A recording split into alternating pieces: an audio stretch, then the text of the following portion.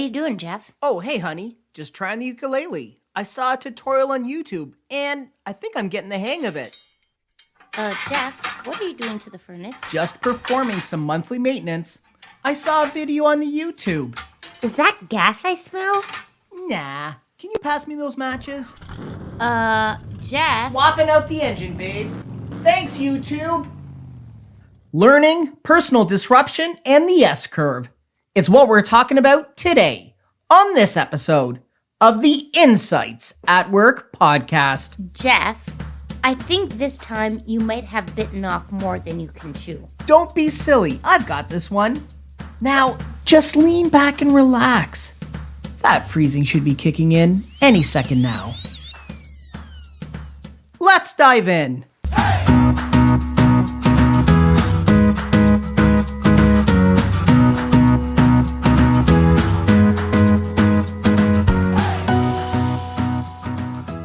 To grow as human, why it can be insatiable in some and non-existent in others.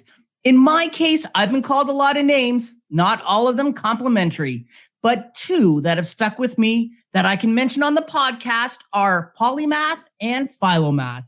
A polymath is someone who's obtained a great deal of knowledge detailed from a wide variety of topics. A philomath is someone who enjoys learning and studying.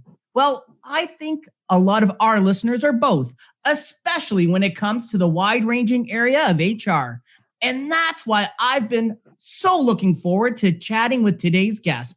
Whitney Johnson is the CEO of Disruption Advisors, host of the Disrupt Yourself podcast, and has been named as one of the leading business thinkers in the world by Thinkers 50. She's an award-winning author, keynote speaker, and an executive coach. I just wrapped up reading her latest book, Smart Growth, and we're so lucky to have her here with us today. Welcome to the Insights at Work podcast, disruption and learning expert, Whitney Johnson. Jeff, I'm so happy to be here. Whitney, you focus on the theme of disrupting yourself, disrupting oneself. And I'm thinking to disrupt oneself, you need to introduce something new into your lifestyle. Try something new, like egg salad for me when I hit the early age of 38.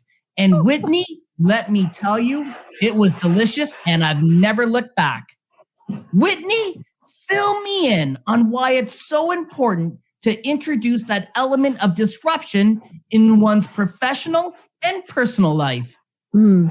Well, disruption is actually deliberate self-innovation. So it's a mechanism by which you make progress. You step back from who you are into who you want to be. And so when you're self-disrupting, you're basically making the decision to make progress. Whitney, why, despite the desire to learn, can it be so difficult to start something new and stick with it? So whenever we start something new, we're effectively at the launch point of a new S-curve, and we can talk more about that in a minute. But basically what's happening in our brain is that we're running this predictive model, this hypothesis of what is it going to take for me to be successful. And when we're doing something new, we're making lots and lots of predictions, many of which are inaccurate. And so our dopamine, this chemical messenger of delight, is dropping, it's de-delighting. And so we have this experience of we're not enjoying ourselves. We also are having to map new territory. So it's cognitively and emotionally taxing. And our identity is in flux. We're no longer who we were. We're not yet who we're going to be. And so the experience that you have at the launch point of the curve is it's awkward and uncomfortable and gangly and overwhelming. And so it's very, very difficult for us to want to start something new. What I think is so interesting is you talk about mapping new territory. And in your book, you also talk about developing new neurons and that it requires more effort to work on something that you don't really enjoy than something that you do enjoy. And at ADP, we have a process. It's the standout check-in. We do it once a week. And we ask our employees, what did you love this week? And what did you loathe this week?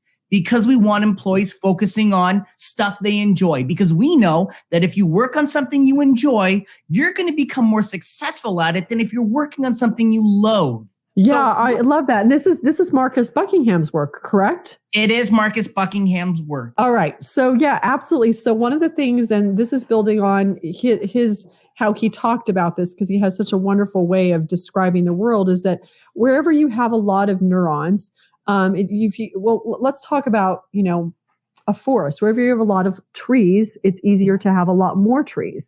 And it's the same with what's going on in your brain. Wherever you have a lot of neurons, it's easier to have a lot more neurons.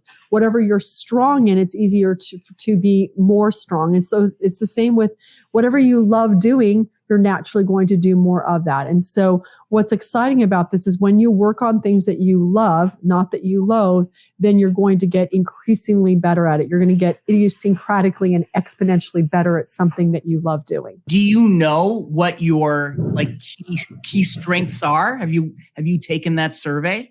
I have. The one that I remember off the top of my head is I'm a relator. Interesting, because I would agree. I would think that I just wrote down what I thought you were. And that relator, it's what we call a connector. And that's what I am. I'm a connector teacher. I think you would be a connector teacher. I think you would be a stimulator. You'd also be a creator. But I think your key strengths would be being that connector. That's so fun that you predicted that. Very fun. Well, I could tell you I just wrote down anything really on this piece of paper, but I did write down connector. So Whitney, tell me about the S curve. All right. So the S curve was popularized by Everett Rogers back to the 1960s, and he used it to help you figure out how do groups change over time. And we use the S curve at the Disruptive Innovation Fund that I co-founded with Clay Christensen to figure out how quickly an innovation would be adopted. I then had this insight, this aha, that we could use the S curve to help us understand not how groups change, but how individuals change. And that every time you start something new, you are on a new S curve. And so it answers a number of questions for you. It helps you understand, why is it hard to start something new, which you just asked me? Why, once you do start, does it become easy? And why can you be very, very, very good at something and feel like you can no longer keep doing it? And there are basically three major parts of the S curve. There's the launch point, there's the sweet spot, and there's mastery. And if we go back to that predictive model that I mentioned a few minutes ago, at the launch point where you're making those predictions, many of which are inaccurate, the dopamine is dropping. And so the experience that you're having, even though that growth is happening, because it is actually happening very rapidly, is that you experience it at slow. So the emotional experience of growth is slow. But then once you hit that tipping point, which Malcolm Gladwell popularized, and you move into the sweet spot, the experience that you have is the dopamine is now spiking, feels good, it's exhilarating, it's that steep, slick back of the curve. From a self-determination theory standpoint, you're feeling competent, autonomous, related. So I like to use the acronym CAR to describe that experience. And then when you hit mastery, what's happening is your growth is no longer fast and feels fast. It's actually because you figured out whatever it is you meant to do in that role. You wanted to learn 5 songs on the ukulele and you did.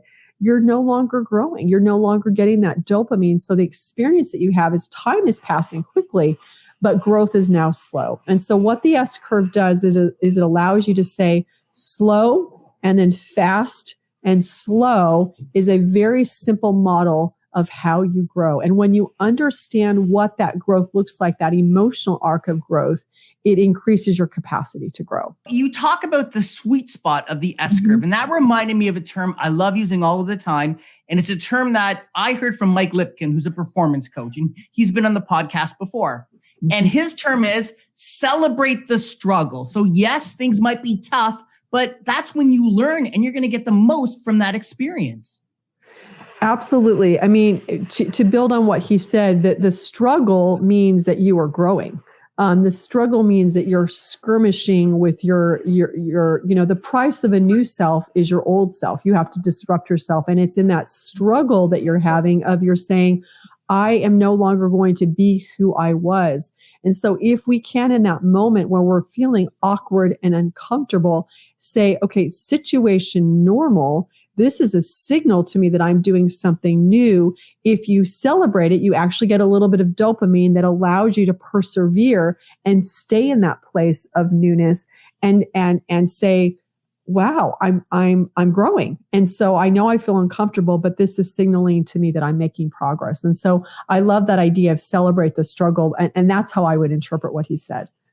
So before I take on a new S curve, what are the questions that I should be asking myself? And can I take on multiple S curves at the same time? All right. That is a big question. So let me answer the first part and then I'll go to the second part. So some of the questions that you can ask yourself are, this is what I call the explorer phase. And is, can I learn and grow? Can I add value? Will it be fun? There's some bigger questions you can ask yourself is, do I believe that I can be successful? And you don't need to entirely believe, you need to just believe that you can be successful. You also want to ask yourself, is this familiar enough, but not too familiar, right? So there's this balance, because if it's too novel, then you won't do it. But if it's too familiar, it's not worth doing. Does it align with your why? Does it align with your identity? For example, if you're thinking, I want to change religions, I want to go from being Christian to Jewish. Well, if you've been Christian for, 7, 8, 9, 10 generations, and you decide that you're going to become Jewish, that's a big identity shift. And you may decide you want to do it, but there is going to be a real emotional cost to that. And is it worth it to you to do that? So it allows you to think about that. But those are all questions that you can ask yourself and say, all right, I'm going to explore this. And if most of these questions I'm answering are yes, then what you do, you're still on the launch point, but you move to this collector phase of, can I get the resources that I need? I've decided that I want to do it, but is there a person S-curve fit?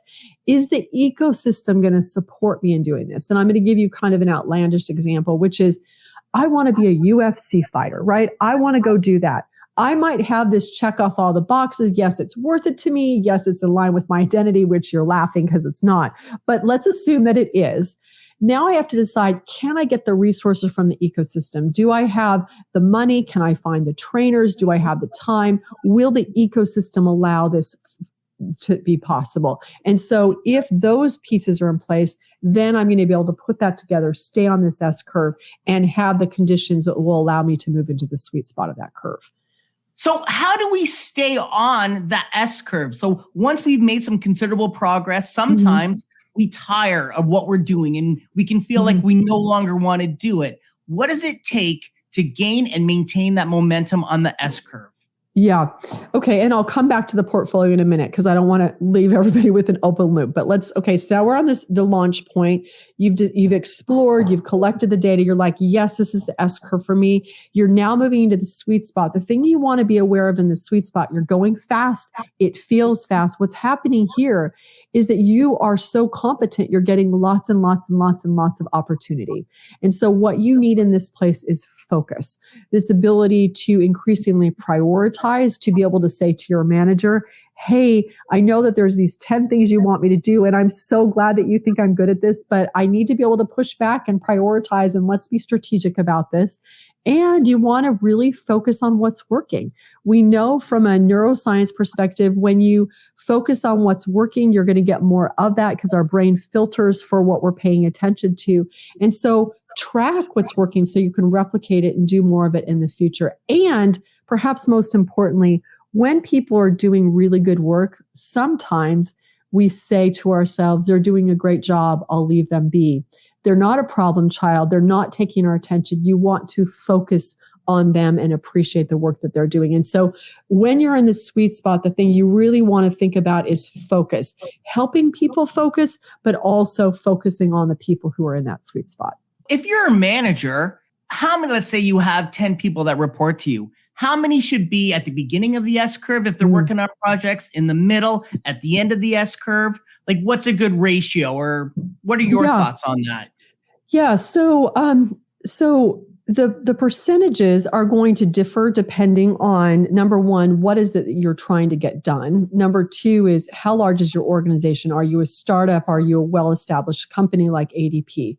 So there's some nuance, but a good baseline is to use the standard bell curve distribution and say to yourself, all right, so if I start with this idea of I want to have about 60% of my people in the sweet spot. Why?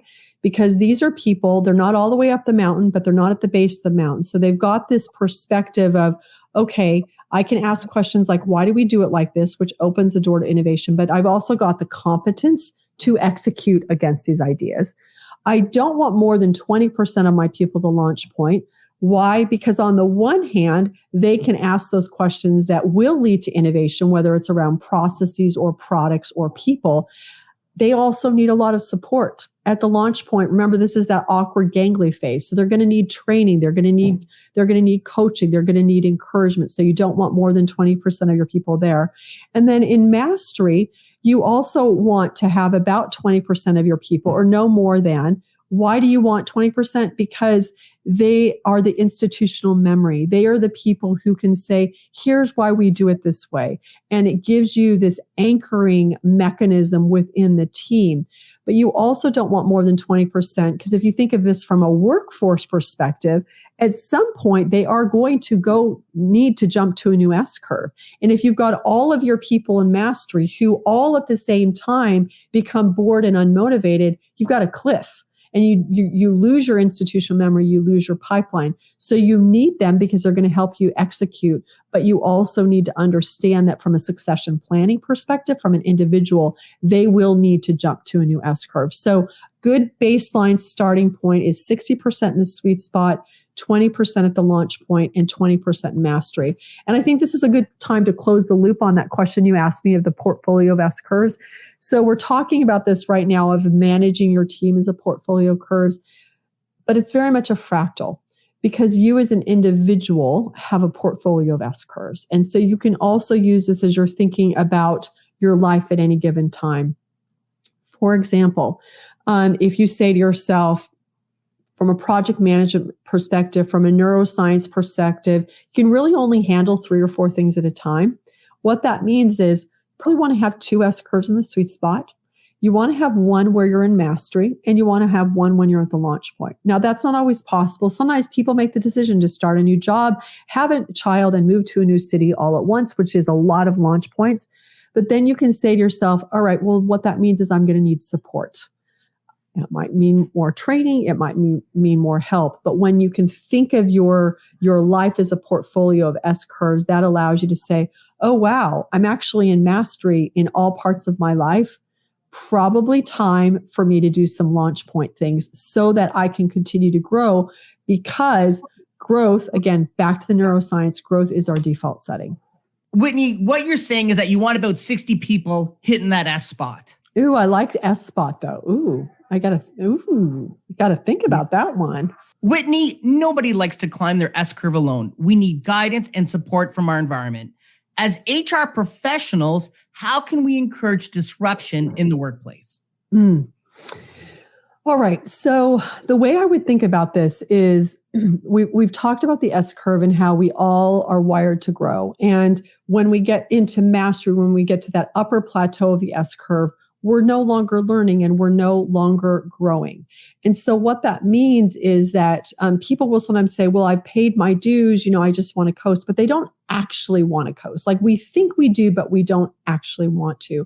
And so one of the things that you can say to people if they're reluctant to want to do something new is to say, you've now got this latent innovative capacity. You've got this capacity that is going unleashed. It's going unused. And you have been such a strong contributor. We want you to continue to contribute. So let's talk about what else are you going to do so that you're challenged. Because if you're growing, then ADP, for example, is growing. And one, let me give you an example of that to illustrate how that conversation can go. So I interviewed on our podcast several years ago a Canadian gentleman. His name is Patrick Bichette, and he had been the CFO at Google. Prior to being the CFO at Google, he'd been at Bell Canada. He'd had a number of operations roles and was in many respects at the top of his S curve from an operations perspective, and certainly as CFO. And so he interviews at Google, and at the time, Eric Schmidt, the CEO, says, Patrick, we've got a problem, because if I hire you in very short order, once you've kind of mapped out how to do the job within the context of Google, you're going to be bored. So here's what we're going to do. Every time you start to feel like, got this dialed in, getting a little bit bored, I want you to come talk to me. So basically, you're top of the S curve, come talk to me.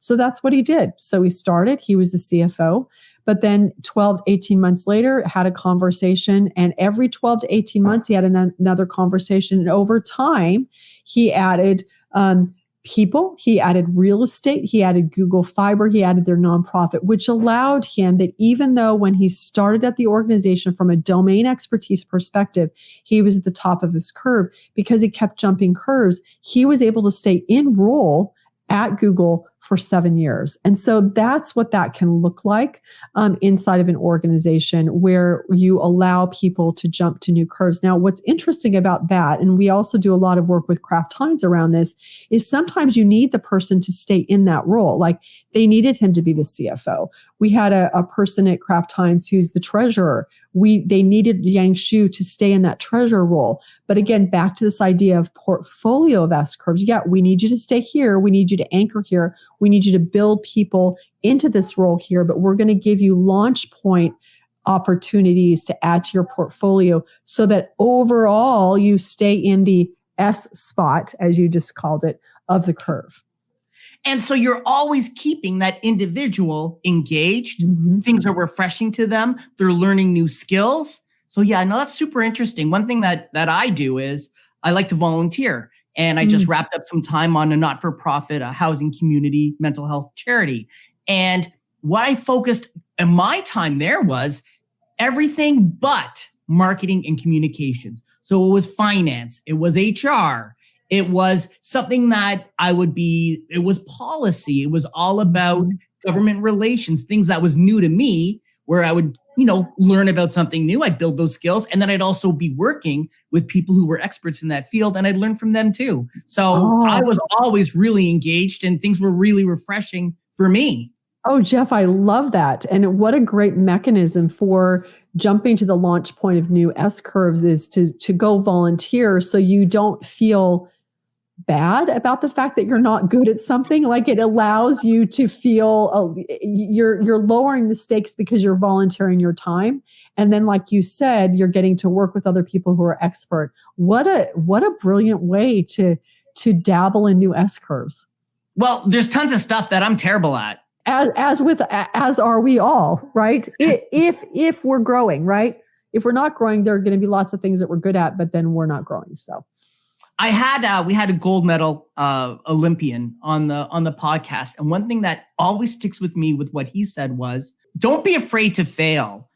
You're not really failing, but when you stop trying, that's when you're going to start failing. That's right. So you write a lot about the importance of I am statements in the collector phase of the S-curve. I am a writer. I am a runner. Now, we talked a lot on the podcast about conquering imposter syndrome. And I think that your approach on these I am statements, it really resonates with me. So can you fill our listeners in on the importance of the I am statement? Yeah. So this is built on some research of Gregory Walton out of Stanford, and he talks about psychologically precise interventions. The idea is the aim is to alter how people are thinking about themselves in these sort of micro doses that help them flourish. And so what he found is that when voters describe themselves as I am a voter versus I vote, there was an 11% increase in turnout. So by merely saying I am and getting your identity involved in the equation, the voter turnout increased. So that was interesting to me. Love that empirical evidence. So you now have science saying I am statements work. And if anybody listening to this is like, oh, I don't know, I'm skeptical, all you have to do is this. Think about someone you love. Think about when they said to you, I'm dumb or I'm ugly. Think about how you felt when you heard them say that about themselves. It is physically painful to you. And so if you know that, how physically painful it is, then you can flip it because you know that there is some power in that. If you can get them to say, I am smart, I am beautiful, I am capable, everything changes. And so that to me is the power of those I am statements. If we will use those, if we will harness the science, the spiritual element of it, and just sort of the experiential piece of using those statements, they really will make a difference in creating the conditions where you believe that you can believe that you're successful along an S curve. We've been talking a lot lately in the office, and I've seen, we're having this conversation all the time, and it is attributes versus skills. So when you're hiring somebody, what's more important? What camp are you in, Whitney? Attributes or skills? Well, it's a both and. Because if you need someone to be a rocket scientist, I can't just go hire me and have me be able to be successful in the next year. So there's, I would say, skills, there's some table stakes around skills. But when it comes to someone actually being able to move up the S curve in terms of all that a role requires of them, which almost always involves working with other people, attributes. So skills are necessary, but they are not sufficient. And the thing that's always going to tip it, that's going to make the difference between someone who contributes in a really meaningful way, it's always going to come back to attributes. So one of my favorite things about the book is that you provide a ton of real life examples. You interviewed business leaders pre-pandemic and during the pandemic. And obviously that's a very unique time in our business culture. Were there any attributes that were consistent? Was there any one person who was like super impactful and left this amazing impression on you? Oh, that's such a hard question. Is there a story that you want me to tell, or should I just choose one? Pick your favorite. Okay. Well, it's like asking me to pick my favorite child, but I'm going to share with you a story that I think I love, and I think it's relevant to the conversation that we're having. And also, he's Canadian. So, Marco Turcocci, he was hired as the CIO, so the Chief Information Officer at Four Seasons, which is a hotel chain that many of us love and have maybe stayed at once or twice in our lives if we're lucky. If we're lucky. Yeah, if we're lucky. Well, what I loved about this story is that Marco was very much mid-career. He's hired as a CIO. And as many of us do when we're at the launch point of a curve, we go in and we want to have an impact. I want to get stuff done today. And his boss said to him, I don't want you to do that. What I want you to do is I want you to spend 6 months and I want you to get the lay of the land. So again, thinking about this S curve and mapping the territory, I want you to figure out who are all your stakeholders, what do they need, what jobs are they trying to get done. I want you to really think about and learn and allow yourself not to perform, but to be in this place of learning. I want you to take 6 months to do that. And after 6 months, then you can tell me what it is you want to get done. And the reason I think this is so powerful is that when we're at the launch point, we're in such a place of wanting to prove that we are going to be useful, that we overlook that time period of really needing to get to know the people that we're going to climb that mountain with. And so that's why it was impactful for me, because he went on to do this tremendous transformation of their systems inside of Four Seasons. And I believe it's because, number one, his boss gave him the luxury, but I would say the necessity of that time to be at the launch point and map things out, and because he was willing to take that. And so to me, I think that is so, so valuable is, are we willing to allow people to truly be at the launch point of the curve? And are we willing to allow ourselves to be at the launch point and not be so uncomfortable that we get impatient, that we try to move into the sweet spot before we're ready? And so to me, that's a really practical, useful story of a business leader, very much mid-career, but taking that time to be at the launch point. Awesome. Whitney, is there anything impactful that we haven't covered today? Sometimes people ask the question, we have a culture that's somewhat toxic. What do we do? Or we have a toxic employee. And there could be a lot of different reasons for that. But something that I would like to encourage you all to consider is that sometimes people can be toxic because they're in mastery. They're at the top of their curve.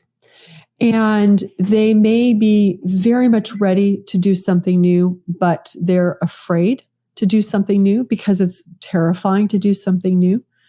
And so when you have people that are toxic, consider that. Maybe it's just that they need you to push them to do something new, either on your team, on another team or another organization, to help them grow.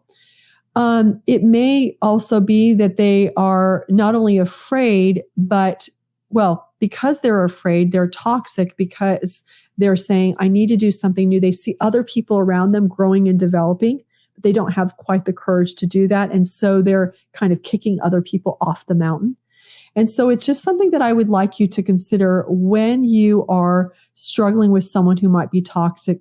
Consider the possibility. There may be other things going on, but consider the possibility is that they just are ready to grow and they don't quite know how to grow, and they're afraid.